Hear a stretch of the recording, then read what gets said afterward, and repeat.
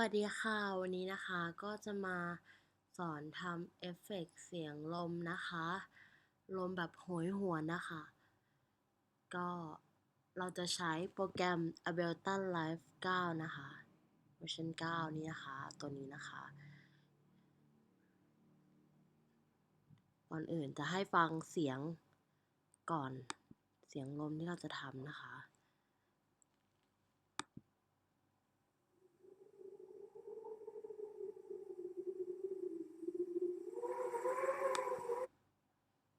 ค่ะก็จะเป็นประมาณนี้นะคะลองฟังอีกครั้งนะคะ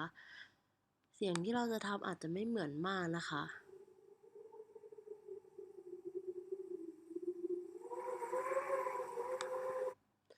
คือไม่ได้เหมือนเป๊ะแต่เอาให้เรารู้ว่าเสียงลมโหยหวนฟังแล้วรู้ว่านี่คือเสียงลมอะไรเงี้ยค่ะก่อนอื่นนะคะเราก็ต้องเปิดโปรแกรมขึ้นมาก่อนค่ะดับเบิลคลิกไปที่โปรแกรมนะคะ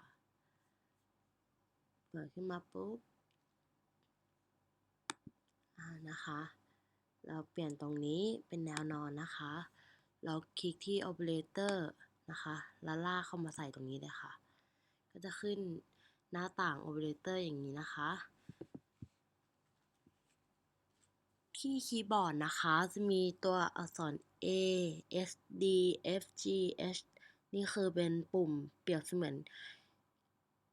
คีย์บอร์ดเปียโนอะไรเงี้ยนะคะที่เรากดแล้วจะมีเสียงอย่างนี้นะคะนี่นะคะก่อนอื่นนะคะเราก็จะมาฟังเสียงเดิมมันเป็นอย่างนี้นะคะนี่ปุ่ม A นะคะที่คีย์บอร์ดเราปรับตรงนี้นะคะให้ได้ประมาณ5นี่นะคะถ้าใครปรับไม่ได้ปรับไม่โดนอะไรเงี้ยเราก็จะใช้วิธีพิมพ์เอาได้นะคะคลิกไปที่1 ครั้งแล้วก็พิมพ์ไปอะไรอย่างนี้นะคะพิมพ์ตัวเลขไปแล้วก็กด enter ไปเลยก็จะดูเสียงก็จะเปลี่ยนไปอย่างนี้นะคะต่อไปนะคะปรับตัวนี้นะคะไฟล์ให้เป็น390นะคะจะได้เสียงอย่างนี้นะคะก็เปลี่ยนตรงนี้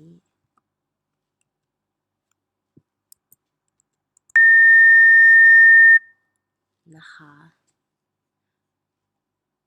ต่อไปเราก็จะมาแบบเป็น frequency นี้นะคะจะบอกว่าตรงนี้พิมพ์ไม่ได้นะคะเพราะว่า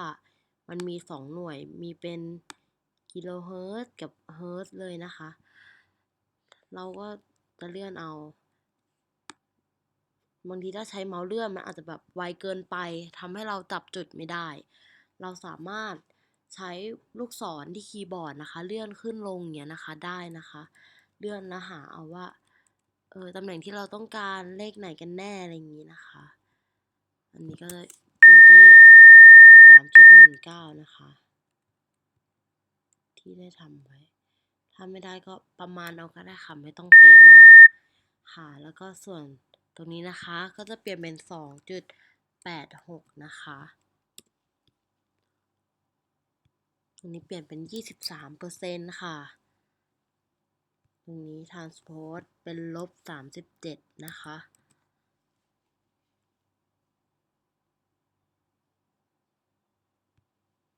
โทนเป็น19%ค่ะส่วนวอลลุ่มนะคะ-7.6ค่ะเดี๋ยวเรามาฟังเสียงกันนะคะ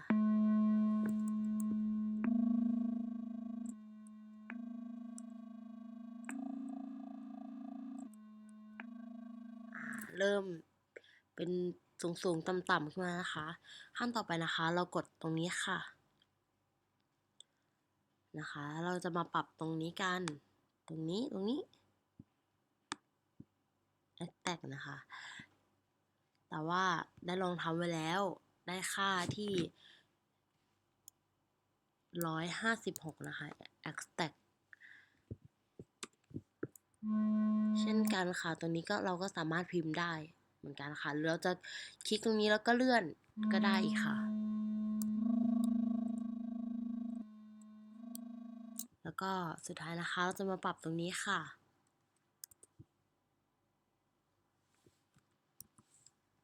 พีคนะคะ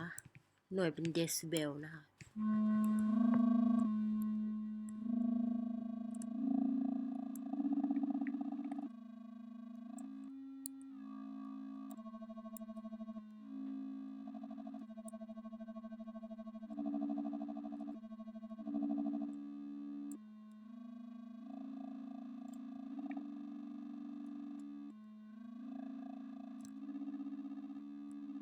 นี่นะคะเราก็ลองฝึกดูนะคะเดี๋ยวจะให้ดูต้นฉบับเอ่ออาจจะคล้ายๆไม่ถึงกับเหมือนนะคะใช้คำว่าคล้ายหมายถึงจังหวะหรืออะไรถ้าเราเล่นเอานะคะ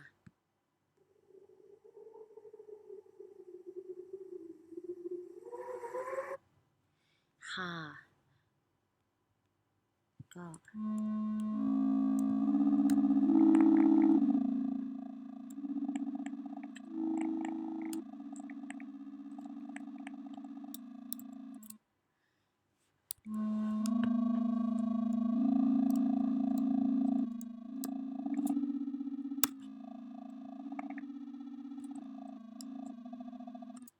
ค่ะ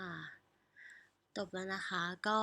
ลองไปฝึกทำกันดูนะคะเพื่อนๆพี่ๆน้องๆนะคะลองฝึกดูค่ะหรือใครอยากได้อะไรที่มันมากกว่านี้หรือคิดว่าโทนเสียงนี้ไม่ใช่ก็ลองไปปรับเปลี่ยนดูนะคะมีลูกเล่นให้เยอะเล่นเยอะมากมายเลยค่ะลองเล่นดูค่ะขอบคุณค่ะ